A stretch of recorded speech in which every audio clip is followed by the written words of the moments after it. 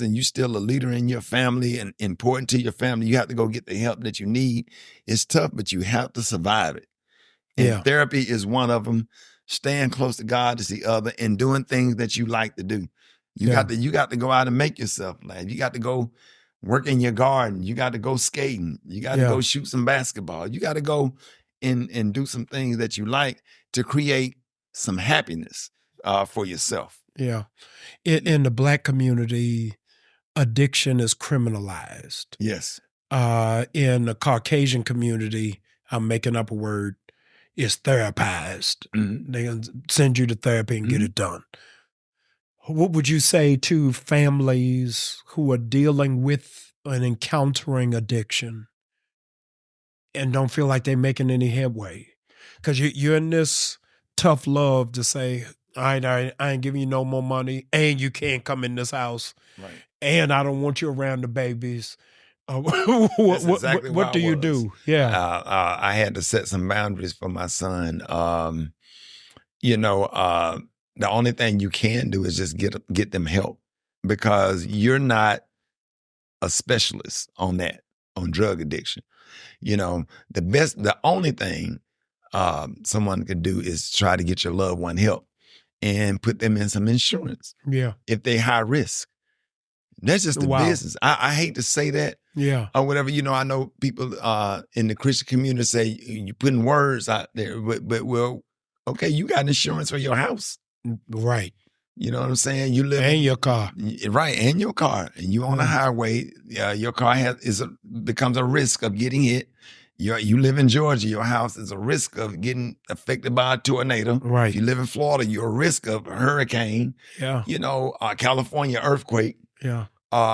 You have to take care of the business, because if your child is high risk or your uncle is high risk or whatever, you go to try to get him help so he can get better. Yeah. But at the same time, you have to prepare for the worst, because you know what's out there. Let's just be real. I know what's out there. Yeah. I had a nephew to pass away.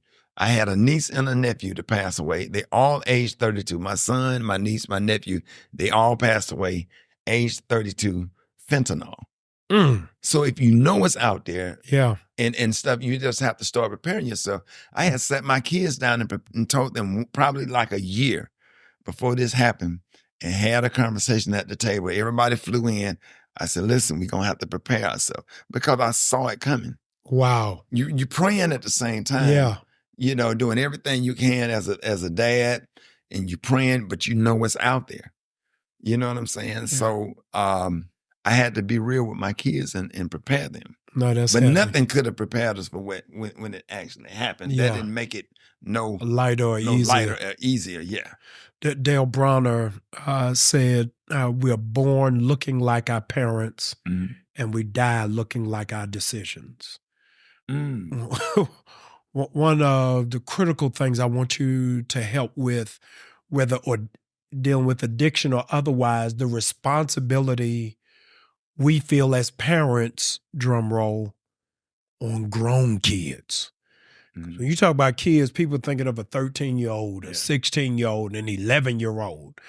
But how then do you free yourself to say, this was an adult that made that decision? Because you've got parents who are listening, who are watching, who have served themselves a life sentence of not being able to forgive themselves for the decisions adult children have made. Yeah, I don't feel guilty about anything. And I had family members, because me and my son, I had to put some space between me and my son, because it was things that he's, said, during his addiction to me, where I was driving around Birmingham looking for him to kill him myself, because I was that mad. Yeah. Because I'm like a black dad. You just can't say certain stuff to me. Right. Like, I'm ready to fight you in the middle of the street. And I didn't have a full understanding that addiction caused that kind of behavior, because my niece and my nephew were totally different. They were still, yes, sir, no, sir, I understand, or whatever. Well, my son was just something, it just affected him differently. I thought he was just being a jerk. I'm just being honest. I'm not trying to say anything that will, in his memory, he was a great kid. No, I get it. He was a great kid, but drugs and alcohol would come in and turn them into a completely different person.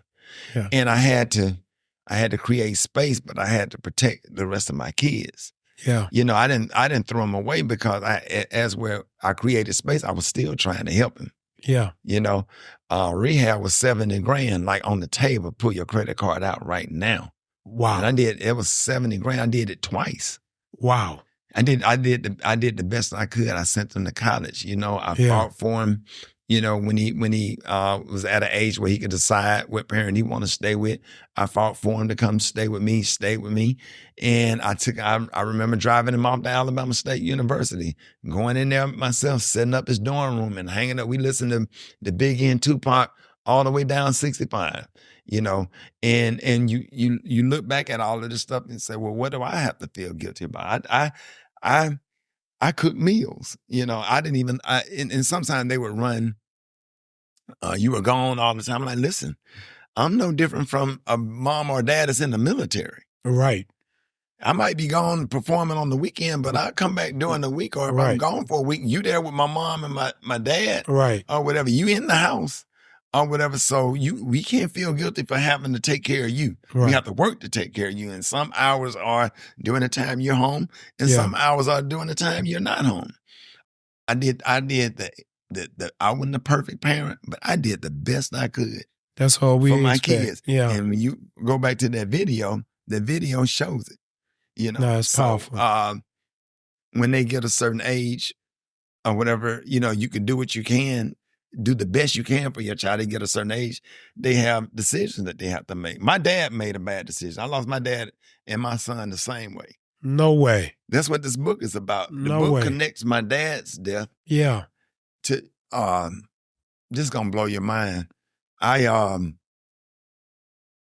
try not to get emotional because I'm in therapy right now for my dad's death. I hadn't even got to my son yet. How long ago did your father die? My father died April 11, 1974. Wow. And I can tell you every single thing that everybody had on at that funeral on the first 3 rows and where I was sitting. I can tell you everything that happened that Friday night. I can tell you from Smith and Gaston Funeral Home to New St. James Baptist Church. And I remember sitting there watching my grandparents cry like that. And that tear me up. They dead and gone. But that tear me up to this day. I haven't even got to my son yet as far as the therapy and the things that I'm talking about in my therapy. I'm stuck on that. You know, I didn't cry at my son, you know, because my granddaughter was looking at me. And I don't want her to have the memory of her papa crying. Yeah. Like I had a memory of my grandparents crying. Right. So I sat there in that church while Leandria was up on stage singing God Is. And man, I took that like a G. And I had to do it for the rest of my family and the rest of my kids. I cried when everybody left the house. Yeah. I cried when my son went off to Alabama State. All right, Dad, you straight? I said, I'm good. All right, Dad. He kept coming back in. Dad, you sure you good? He was the last one to leave the house. I said, look, I'm straight. So I got up. When I walked him out to the car, acting like I'm looking in his car. Hey, you need to put some air in the tires. I said, okay, I'm coming down there tomorrow. That's my little thing with him. I'm coming. Okay, I'll be in Montgomery tomorrow. We'll go to the little Jamaican spot downtown Montgomery. We'll have lunch or whatever. I never would let my son leave with me sitting in that chair with my legs crossed because I know what he's thinking. And my son feel bad. Right. You know, Dad, you straight? I'm good. Last one to leave the house. All the grandkids gone, everybody gone or whatever. So I don't want parents to feel bad about doing the best they can because being a parent, it does not come with a handbook. Yeah. You know, man, these adult kids or whatever, Kurt Franklin and I, we sat down and had several conversations about stuff, man. You know, I just hate it. And sometimes the devil, I don't know if it's the devil mixed with bad decisions or whatever. Only thing you can do is pray and cover your kids. And you feel like it ain't working out. You got to protect the rest of your kids.